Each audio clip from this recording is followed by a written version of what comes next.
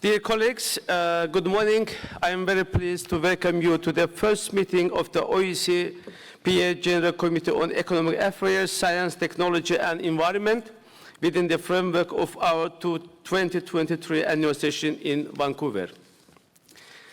I would like to take this opportunity to thank our Canadian hosts for excellent organization of our annual session and great hospitality shown to us. This gathering will enable us to discuss and address the intersection of major economic and environmental threats with the security of our region, especially given the critical circumstances we find ourselves in. Before we begin, allow me to express my deepest gratitude to my Vice Chair, Artur Gerasimov, and our rapporteur, Gudrun Kugler, as well as to the International Secretariat, particularly Marco Bonabella, for their dedication and tireless efforts in advancing our common agenda during the past year and beyond. I am very proud that we work as a team to strengthen our Assembly's contribution to economic and environmental security. Dear friends and colleagues, indeed, the OECD space is facing multiple interconnected security threats.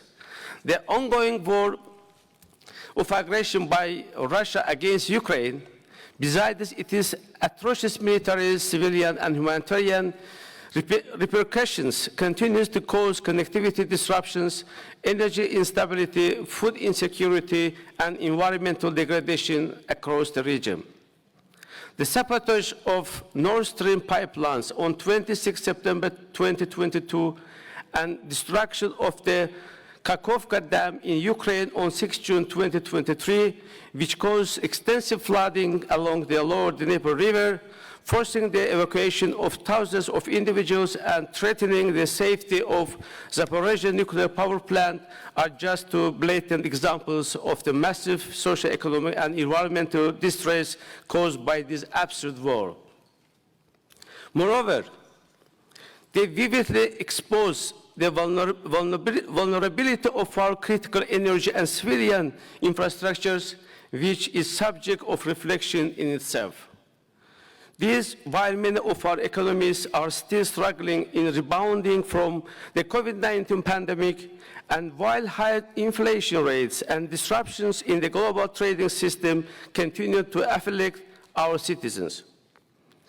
In the meantime, the threats posed by climate change, including but not limited to extreme weather events, air, water, soil pollution, deforestation, desertification, water scarcity, and land erosion remain a true elephant in the room.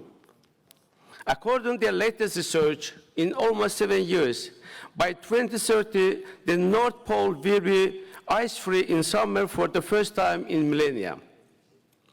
Besides its environmental impact, this will likely aggravate geopolitical tensions in the region. Moreover, the Mediterranean region has been labeled as the second fastest warming up region in the world after Arctic. The need to make our energy supply and infrastructure more secure, resilient, diversified, and carbon neutral is obvious.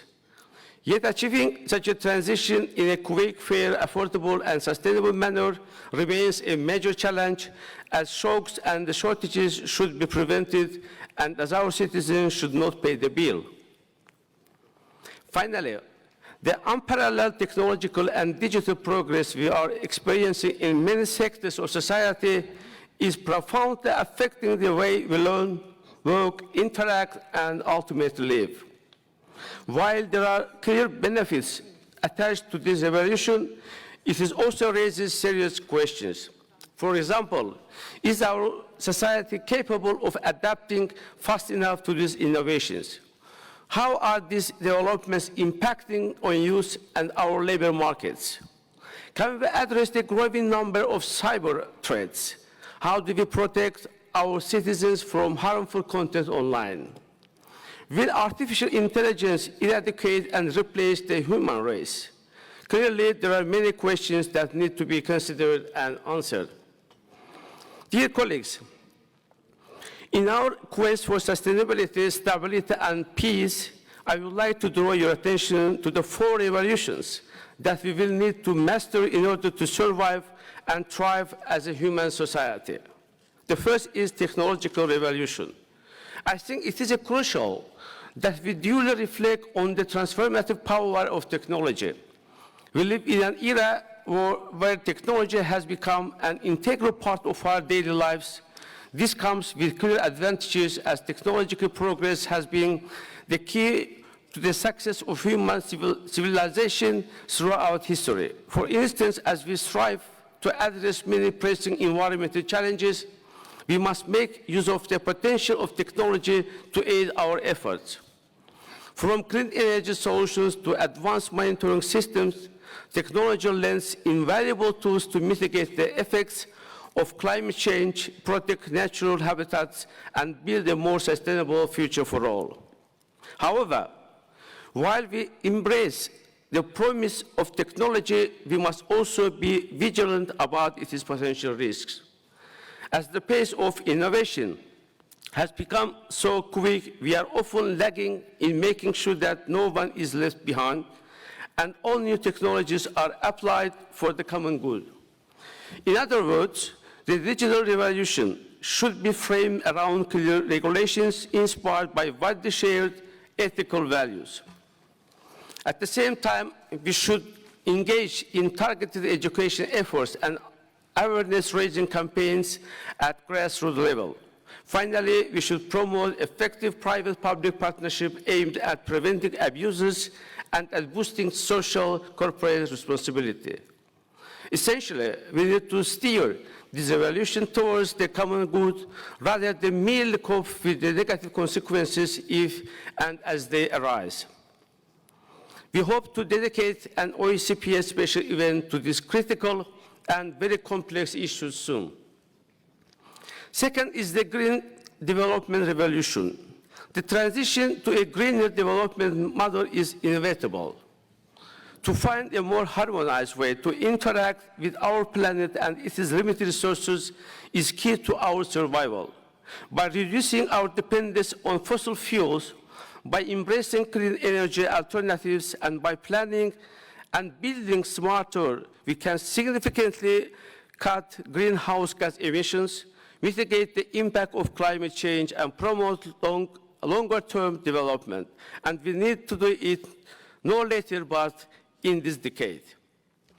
To facilitate such a process, it is crucial that we explore innovative solutions, support research, and foster international development and cooperation.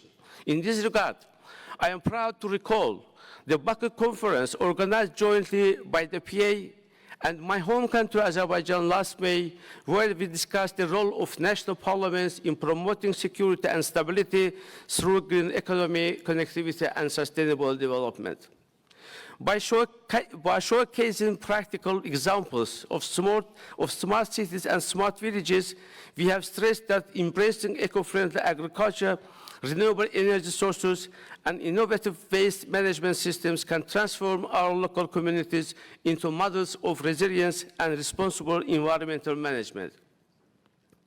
More similar events should be organized for us to be able to share best practice and learn from each other in the future. The third is the energy revolution. Strictly connected to the development revolution is the energy one.